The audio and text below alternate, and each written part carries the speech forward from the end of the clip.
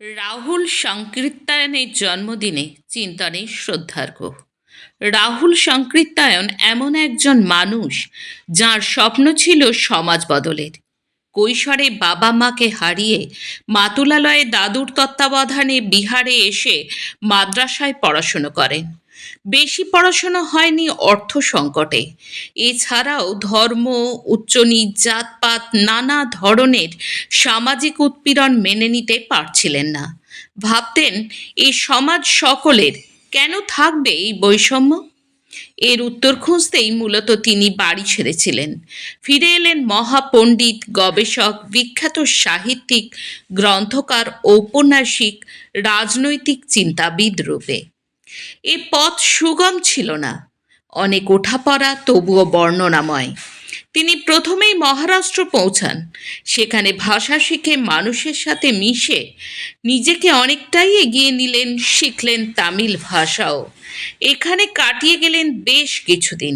এরপর লাহোরে যান। সব কিছুর প্রতি তাঁর টান। এখানে তিনি শিক্ষকতা করেন।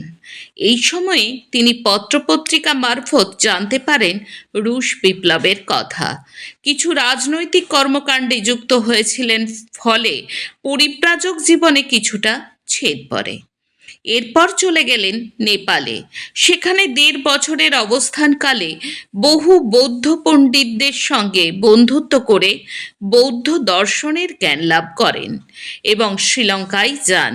সেখানে কিছুদিন পরেই সংস্কৃত ভাষার শিক্ষকতা শুরু করেন। এখান থেকেই তিনি তিব্বত পাড়ি দেন। তিনি ৪ বার তিব্বত যান। বৌদ্ধদের ধর্মাচরণ, বৌদ্ধ দর্শন, মার্ক্সীয় দর্শন তাঁকে আকৃষ্ট করে। তিনি বারে বারে তিব্বত গিয়ে প্রচুর শিলালিপি উদ্ধার করেন। দুর্গম গুহা থেকে অমূল্য মার্ক্সীয় দর্শনের তত্ত্বের সন্ধান পান। সংগ্রহ করেন মার্ক্সীয় দর্শনের অমূল্য পুঁথি।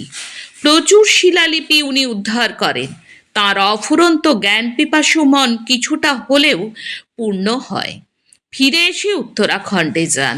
তিনি রাশিয়ায় থাকাকালীন লেনিনগ্রাদ বিশ্ববিদ্যালয়ে অধ্যাপক ছিলেন। এরপর ভারতে ফিরে আসেন। তিনি ১৯১৯ সালে জালিয়ানওয়ালাবাগ হত্যাকাণ্ড ঘটনার পর রাজনৈতিক জীবনে জড়িয়েছিলেন। তার কারণেই তিনি লাহোরে আটক হন ব্রিটিশ সরকার বিরোধী কার্যকলাপের জন্য। ৩ বছরের কারাদণ্ড হয়। এই সময়কালে জেলে বসে পবিত্র কোরআন শরীফের সংস্কৃত অনুবাদ করেন।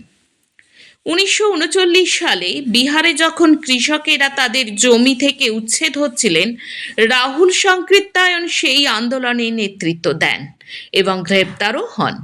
১৯৪০ সালে অন্ধ্রপ্রদেশের পালাসা অধিবেশনে তিনি অখিল ভারতীয় কিষাণ সভার সভাপতি নির্বাচিত হয়েছিলেন। তিনি সাম্যবাদী কমিউনিস্ট আদর্শে অনুপ্রাণিত ছিলেন এবং কৃষকদের অর্থনৈতিক মুক্তি ও জমিদারি প্রথার উচ্ছেদ চেয়েছিলেন। তিনি পালি ভাষায় সুপণ্ডিত ছিলেন।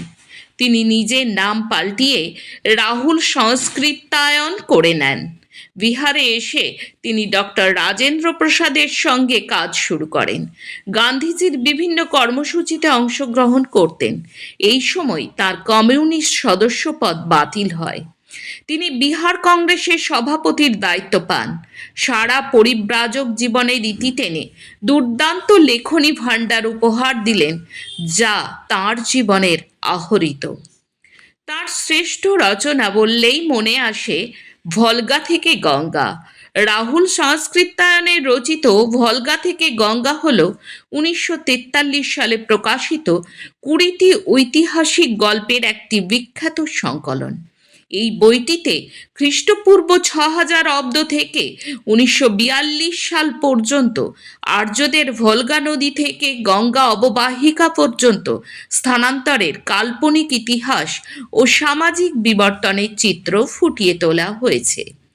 দিগদর্শন একটি কালজয়ী দার্শনিক গ্রন্থ, যা মূলত বিশ্ব দর্শন এবং ভারত দর্শনের এক অনন্য ঐতিহাসিক ও যুক্তিবাদী পর্যালোচনা।